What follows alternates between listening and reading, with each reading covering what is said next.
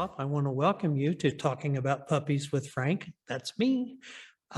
This is a bi-weekly video stream that we want to bring about. And I think that you're going to find a lot of interesting things that we broadcast.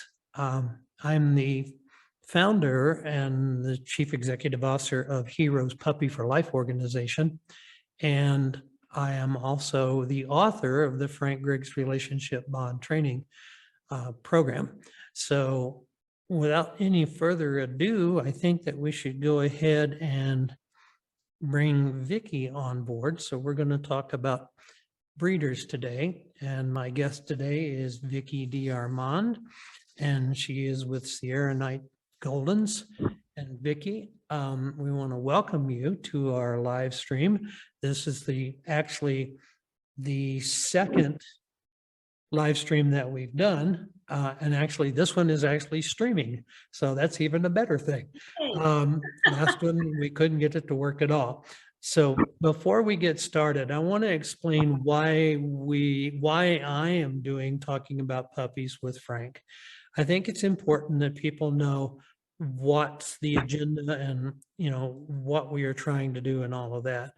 I think that it's important from the standpoint that I want people to be able to have a longer and a better life with their puppy. It's a shame. I see this all the time where somebody gets a puppy and then it ends up in the backyard or it ends up in a shelter somewhere. And it's probably not the puppy's fault. It's more the human's fault. There was a phrase that was given by Barbara Woodhouse back in the late 20s or 30s. And she said, there are no bad dogs. There's only bad people, except for genetic issues.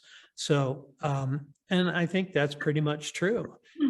If we don't take the time to work with our puppies and train our puppies the right way, then we're going to have issues. And so it always bothers me. And I want to show you a picture here. I want to share a picture. This to me is sad. This is a picture of a puppy, what it looked like when it went to its family on Christmas Day. And this is a picture of the puppy now. 2.5 years later, this is what it looks like in its backyard. To me, this is a shame. This poor puppy has been sentenced to the backyard, probably because of nothing that the puppy did. Anyway, it's a shame. And it's even more of a shame when I offered to help train their puppy, and they refused. And so now it's been sentenced to its life in the backyard. It's filthy and it's dirty. And that's what happens a lot. The average age for a dog going into a shelter is 5 months to 3 years of age. So particularly 5 months, we're looking at it's starting to turn into adolescence and it's starting to test its wings on everything. And that's when people can't put up with it. So they just give it away to a shelter. So Vicky, before we go into anything else, let's talk about you. Give us a little bit of history about yourself. Okay. Well, I'm Vicky D'Armand. My husband and I started Sierra Nights Goldens about 27 years ago. Since then, we have bred, trained, rescued, consulted about Goldens in many different ways. My areas of study have always been animal health care, husbandry, very light veterinary sciences, but mainly the human animal bond that I love so much. And that created my next position, which is puppy coordinator for Heroes Puppy for Life, as well as a few breeders that I've partnered with. So, and if I could interject, Vicky has been pretty much our go-to person when we need to talk about puppies or when we need to find puppies for Heroes Puppy for Life. Bo, my service dog, who's really named Maximus Amicus Bodidlius. Maximus is great, Amicus is friend, and Bodidlius is because I grew up in the 60s and everybody knows Bo Diddley. So it's much easier to call him Bo. Bo is now 7.5 years old, but he actually came from Vicky's breeding. And I think, Vicky, he was one of the very first puppies that came from your breeding sources that became a service dog, Yes, I think at PTSD service that dog. time, most of the dogs who are doing PTSD work or something like that were just considered an emotional support pet, that type of thing. I think that, now it's becoming a reality that people are understanding what these dogs can do. So what we want to talk about, Vicky, is I want to talk about things that people should expect from a breeder. What they want to know is, what they need to know from their breeder. Let me interject something here as well. Before somebody sends me a nasty message and says, you should never buy from a breeder, you should always take from a rescue. There are pros and cons in everything that you do in life, and in that also there are pros and cons. In our training program, which is working with individuals living with PTSD, we need specific breeds and specific temperaments to be able to work with those individuals. Unfortunately, rescues can have post-traumatic stress just as much as a human, and without knowing what can cause those dogs to trigger can be an issue, and it also can be a huge liability for both the recipient and our program as well. So I think it's important that people understand that there's not always a drop dead statement that this is going to be, you have to do this. There are always pros and cons to everything. Now, I will also say that there are actually some very good dogs in shelters that need forever homes. These dogs are probably left by their human. Let's say the person had to move out of town and couldn't take their dog with them. But there are some very good dogs that are in shelters, but it takes an individual time to look and research those puppies and take time to find the right puppy. But it's not always the right thing to say you should only buy from, or you should only get from a shelter. And I understand their position, but it's not always that cut and dry. So I just wanted to get that one out of the way before anybody had any issues. Perspective on that too, Frank. And that is that the best thing that anyone can do, especially with a service dog, is to match the dog to the recipient. And that doesn't always mean a breeder. It may be a dog that's been with the person already, depending on the service required. So far be it from me to say only a breeder can give you the right dog. Okay, so let's go ahead and talk a little bit more about. First off, let's talk about the breeding process itself. What should a person expect from the breeder in that breeding process? Okay, I think they should expect, of course, cleanliness, involvement with the dog, the puppies, lots of caring, testing, preparing the adult dogs to create these puppies. There is no reason to create puppies if we aren't going to do it to the best of our ability. Okay, so, all right, so now what should if I'm talking to a breeder and I'm looking at a specific breed, what should I look at as far as what research or what has the breeder done to make sure that I'm getting what I want in a particular breed? Every breed has their things. My breed in particular, the Golden Retriever, is what we love for service because of their aptitudes. Now, there are some Goldens that don't have the aptitudes that we would need for PTSD, but they do for scent detection, for allergens or epilepsy alert, those types of things.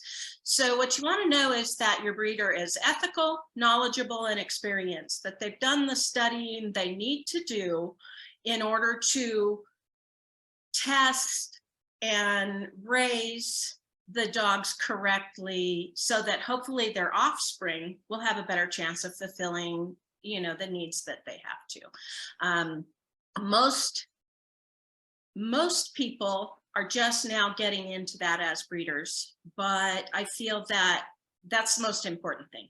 It really is, to match the dog and the human, to make sure that the human understands what's involved in that particular breed, and the aptitudes that might be natural that you would either enhance or try to deflate a little bit.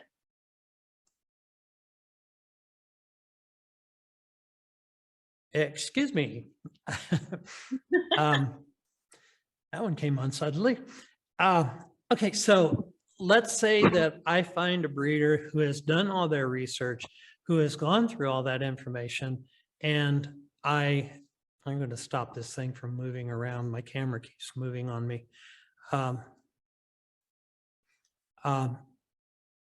But let's say that I've done the research as far as breeder, and I find that the breeder's doing all those things that you say. So they've looked at the bloodline, they look at the temperament for what I'm looking for in that. I think that's important too, that the breeder understands what the temperament is that I'm looking for in that particular dog. Now, let's say now the puppies are on the ground, okay? Other than spending the next 2 weeks in the whelping pen with the dam, what should the breeder be doing at that particular time? Let's say just the first couple weeks, okay?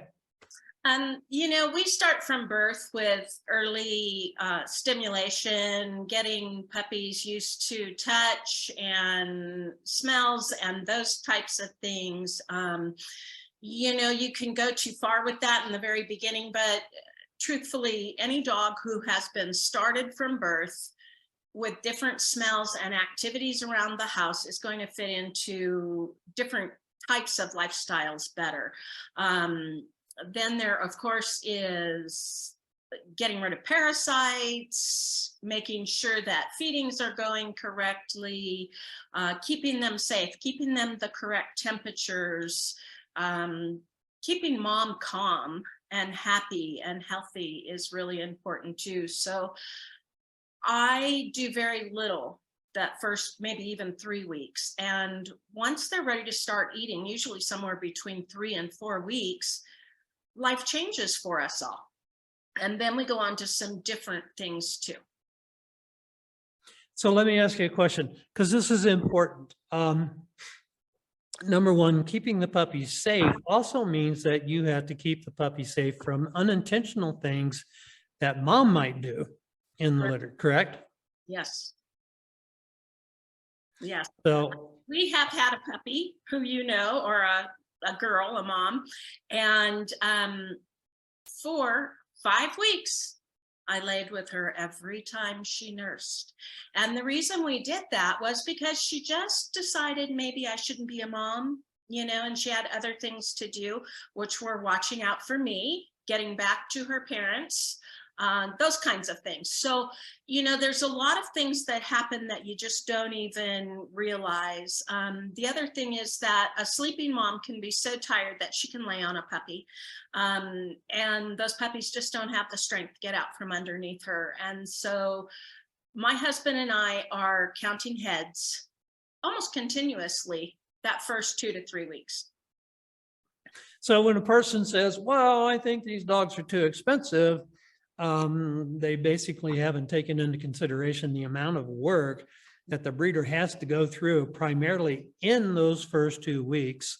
Yes. And during that time, obviously, we know that the puppies don't see the first week or so, and they can, you know, they don't hear, but they can, you know, they can feel things, and they have the, as people might have heard me say before, they do have a sensor in their nose that can detect heat, and that's how they find mom to nurse. But let me ask you a question. Now, the puppy's getting a little bit bigger and is starting to move around in the litter. What are some of the things that we should expect the breeder to be doing at that particular time to help that puppy become a better puppy once it leaves the litter? Well, what you should expect, and I hope most people do, is for the puppies to be exposed to different sounds of all kinds, different feels, different textures, eating out of different bowls, different people, those kinds of things, which is kind of hard when you're talking about not infecting them with any kinds of bad things. But also, this is when you start, say, you can even get a pine scent, and you want the puppies to figure out what a pine scent, those kinds of things. But you do also start doing tactile things where you're touching the puppy in certain ways and starting to clip toenails and brush them, and all kinds of things, maybe a collar, maybe even the weight of a leash. You don't, of course, use the leash on them or anything, but the weight of a leash, things hanging from above that would keep the dog more stable when they're out in public, especially if they're to be a service dog or something like that. I think that's really important in what we do with Heroes Puppy for Life and our training program. I personally believe that socialization in the litter is extremely, extremely important. Actually, the breeders that I work with, I pretty much want to see that from those breeders, because if they're not socialized in the litter, then there's going to be issues when they come out of the litter, and those dogs are harder to work with. I mean, we can still socialize them because that prime socialization period is 8 to 12 weeks. And we can still socialize them, but the socializing is better if it started within the litter, and then when it extends to the new home that it goes to, and whoever is going to be the owner or the handler of that puppy. So I think it's extremely important that when I'm working with a breeder, what I look for is that puppy being socialized while it's in the litter? That's really highly important for me. I think it's number one. The other thing that I wanted to mention too is that puppies learn their limits. Up to 9 or 10 weeks old is the most important time for them to learn their limits. And they do that not only by the humans around them, but by their mother and their siblings. And this is the beginning of bite inhibition and a lot of the things that could cause problems further on in life. So it's very important that the breeder understands this, allows certain things to happen, and works through some of those processes. And I think it's important to remember here too, is that in Colorado and in most states, I can't say for every state, I do know in Colorado that it's illegal for the puppy to leave the litter until it's 8 weeks old. In fact, I prefer that anyway, because there are things just like what you said, is that the puppy has to learn certain communication things that are instinctive for canines that can only come through that interaction. It can't really come through the interaction with a person, but it's got to be with another canine in order for that to take place. And so I think that if you take a puppy from the litter before 8 weeks old, you're actually asking for some potential issues later on down the road. So I think a breeder should insist that it cannot leave until it is 8 weeks old. Now, if I'm going to purchase from a breeder, I'm assuming that there should be some things that I need to look for, guarantees or whatever. So explain what that contract or what that agreement with that breeder should be. Okay. I just had a cat's tail go through your. I know, I'm sorry. Anyway, I think that there's a few things. First of all, you want to make sure that your breeder really has the things that they have told you they do, the clearances, the pedigrees, that show, histories and health histories and those kinds of things. With technology, we can go back so many generations and look at things and possibly stack the deck for health. Then, of course, the contract usually has a guarantee involved with it, along with some stipulations that the client needs to follow when they bring their new family member home. Some people expect a certain food or a vitamin or things like that. So those are all things you want to check out and make sure that you're in agreement with your breeder. And if you're not, ask why. Ask why they're doing that, because those things will be on the contract. Second thing is contract has guarantee on it, or it should. Some breeders go totally no guarantee. Some breeders say they guarantee for life, no matter what happens to the puppy. And some have, a date of expiration of that guarantee. So those are all things that you need to understand and work with your breeder for. Each breeder has a reason for doing the things they do if they've made their contract up. And so those are things that, that you can work with.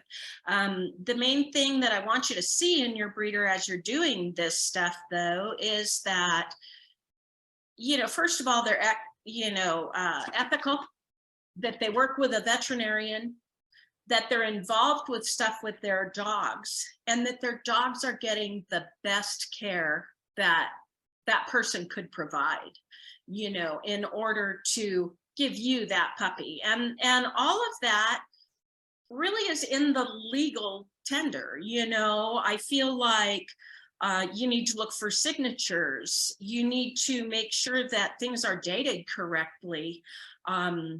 I unfortunately have found, when looking for puppies for people, breeders who have changed dates, used clearances from other dogs, and I found that because of microchips. Lots of those things. So I'm not saying all breeders are unscrupulous, but some are, so do your due diligence. When you get the contract, really read it.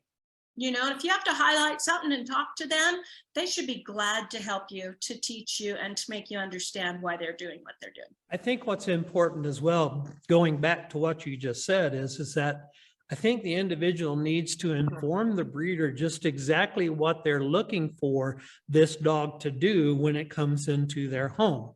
Is it going to be a service dog? Is it going to be an agility? Is it going to be a guard dog? Whatever. They need to let the breeder know what they are expecting of the puppy when it comes to them for its future in their home. And I think that's extremely important. But I think the other thing is that people need to understand, even though you have signed a contract with the breeder, number one, if it says you have to spay or neuter, then that's expected in the contract. And if you want to breed that dog, in most cases, if it is bred specifically with a specific breed, then you have to pay extra to breed that dog. You can't just take that dog and say, okay, I'm going to breed this now. Not if the contract says, no, you can't. Because again, you have to pay extra, and a breed female can be easily anywhere up to $10,000 plus. And so I think that's important, that it goes into that contract situation as well. I think the other thing that is important that I think everybody needs to understand, because you, as I know, you as a breeder cannot guarantee the health of that puppy in the future. Yeah. There is no way on God's green earth that we can determine something like that. Those are acts of God, and those are things that we just cannot determine. So, and I know people that get mad because the puppy gets sick or something happens. I mean, we in Heroes Puppy for Life, we lost a puppy to parvo, and we do everything in the world to protect the puppy from those things. We've had genetic issues with dogs. And so I think that's something that maybe you want to explain from the breeder's standpoint, because I know that people are going to come back to you and say, hey, what happened here? So go ahead. Okay, so most of the people that I work with, I'm a talker, as you can tell already, but I communicate with these people. These are living beings. It's not like you're going to buy a Cadillac. These are living beings, and we as humans who are breeding them and putting them out there for different service things, or as great family members, we all make mistakes, but things just happen also. We can't guarantee the health of the baby that we're going to have, a human baby, and we can't do that with an animal either. But what we can do is stack the deck. And that's where going to a breeder instead of, say, to a rescue or humane society or an animal that you've had previously does kind of help a little bit, because you have a better chance of getting what you need if you need certain aptitudes. And that's why golden retrievers for us, they and every other breed has so many genetic. So let me ask you a question real quickly on that point. Okay. I heard you say this one time before. What is the number of genetic dispositions that a golden retriever can have? The last statistics that I saw, they're uncountable, first of all, but there are 365 that they almost say common in a golden retriever. Now, the ones you're going to get covered by a breeder in a guarantee are hips, elbows, heart, eyes, and then maybe 10, 12 genetic things that will be covered in a guarantee.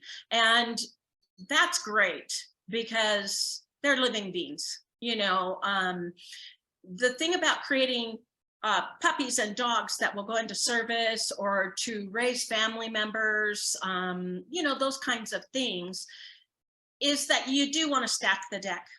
You do want to hopefully have a dog who's going to be with you for a very, very long time.